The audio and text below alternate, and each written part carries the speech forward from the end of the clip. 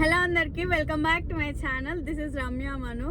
ఈరోజు మా marriage anniversary స్పెషల్గా మేము వేములవాడ రాజన్న గుడికి పోయినాం అనమాట.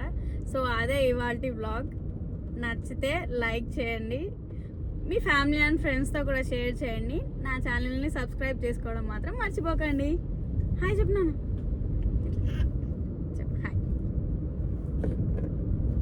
ఈ గుడి వచ్చేసి ఒకప్పటి కరీంనగర్ జిల్లా, కానీ ఇప్పుడు రాజన్న సిరిసిల్ల కొత్త జిల్లాలో కొలువై ఉంటుందన్నమాట. ఈ ఆలయంలో దేవుడు వచ్చేసి శివుని అవతారమే, లింగ రూపుడై ఉంటాడు శివుడు. శివుడిని ఏమని పిలుస్తారంటే రాజన్న అని పిలుస్తారు ఈ ఆలయంలో. అండ్ నెక్స్ట్ యాక్చువల్గా ఏమైందంటే ఏ గుడిలోకైనా మనకి నార్మల్గా మొబైల్స్ అలౌడ్ ఉన్నాయి కదా, సో అలా అనేసి అక్కడ ఫ్రంటే పెట్టేయాల్సింది అసలు మొబైల్. బట్ లక్కీగా తప్పించుకున్నాం అనమాట. సో లోపలికి రాగానే మొబైల్ ఓపెన్ చేస్తే మళ్ళీ తీసుకుంటారేమో అనేసి ఫస్ట్ ఫటాఫట్గా దర్శనానికి వెళ్ళిపోయినాం. దర్శనానికి వెళ్ళి బయటికి వచ్చిన తర్వాత బ్యాక్ సైడ్ నుంచి తీసిన అనమాట వ్లాగ్ నేను. సో అందుకే చాలా షార్ట్ అండ్ స్వీట్గా ఉంటుంది. అండ్ ఇప్పటివరకు ఎవరైతే రాజన్న గుడి చూడలేదో వాళ్ళకి ఒక ఐడియా వస్తుంది గుడి ఎలా ఉందనేసి. అండ్ ఇక్కడ ఈ గుడికి ఒక ప్రత్యేకం ఉంది. అదేంటంటే దేవుడికి కోలాగని కట్టేస్తారనమాట. అంటే ఆవులని దేవుడి చుట్టూ తిప్పి వాళ్ళ మొక్కులు తీర్చుకుంటారు. ఇది ఒక వన్ ఆఫ్ ద స్పెషాలిటీ అనుకోవచ్చు ఈ దేవుని గుడికి.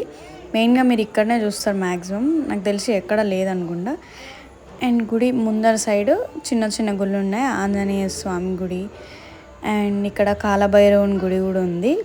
సో మీరు వెళ్ళినప్పుడు చెక్ చేయొచ్చు. అండ్ ఇంకొకటి ఏంటంటే ఈ గుడి లోపలనే మనకి దర్గా కూడా చూడడానికి ఉంటుంది. సంథింగ్ నాకు తెలిసి మన హిస్టరీలో ఉందనుకుంటా ఈ దర్గా అండ్ ఈ గుడి గురించి కూడా. సో ఎవరికైతే హిస్టరీ పైన గ్రిప్ ఉంటుందో వాళ్ళకి డెఫినెట్గా తెలిసి ఉంటుంది. మా రక్షణ ఏమో కోలాగని దండం పెట్టుకుందామని ట్రై చేస్తే అదేమో మా రక్షణ కూడా ఏమైనా ఫుడ్ పెడుతుండేమో అనుకుని అది వచ్చి దగ్గరకు చూసింది. బట్ అక్కడ ఏం లేదు. ఇప్పుడు గజస్తంభం కనిపిస్తుంది కదా, ఆ ముఖద్వారం దగ్గరనే గర్భాలయం అనమాట. కాకపోతే మనకు దర్శనానికి డైరెక్ట్గా పంపించారు. సైడ్స్ నుంచి చుట్టూ తిరిగినట్టు వచ్చి మిడిల్లో నుంచి వెళ్తాం అనమాట. ఇది బయటికి వెళ్ళే ఎగ్జిట్. సో మేము దర్శనం చేసుకున్నాం కాబట్టి బయటికి వెళ్ళడానికి రెడీ అయినాం. అండ్ ఇక్కడ పైన కనిపిస్తున్నారు కదా, సో అట్లానే వెళ్తాం అనమాట లోపలికి దర్శనానికి. ఇది ఎగ్జిట్ అండ్ ఎంట్రన్స్ రెండు ఒక దగ్గర నుంచే స్టార్ట్ అవుతాయి అనమాట.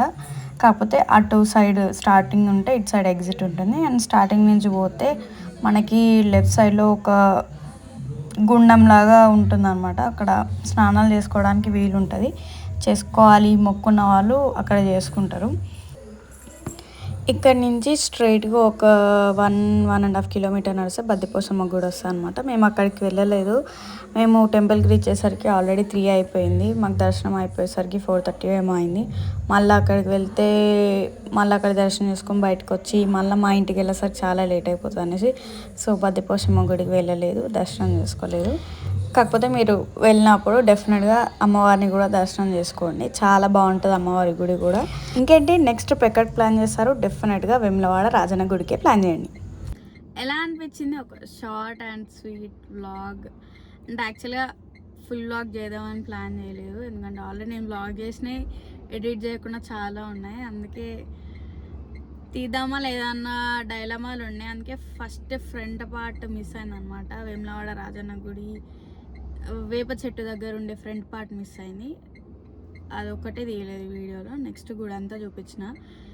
అండ్ కరెంట్లీ ఇక్కడ మేము జామకాయలు కొనడానికి ఆగాం, బట్ మంచి సన్సెట్ ఎంజాయ్ చేయడానికి వ్యూ దొరికింది అనమాట. చూపిస్తాం మీకు కూడా, ఆగండి. కనిపిస్తుందా అక్కడ కరెక్ట్ రౌండ్గా మంచిగా బొట్టు పెట్టినట్టున్నాడు సూర్యుడు అయితే. అండ్ ఇదన్నమాట ఇవాల్టి వ్లాగ్.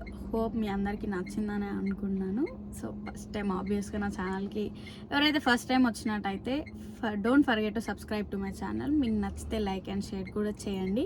నెక్స్ట్ ఇలాంటి travel vlogs and tips etcetera ఇలాంటి చాలా వ్లాగ్స్ వస్తాయి మీ ముందుకి.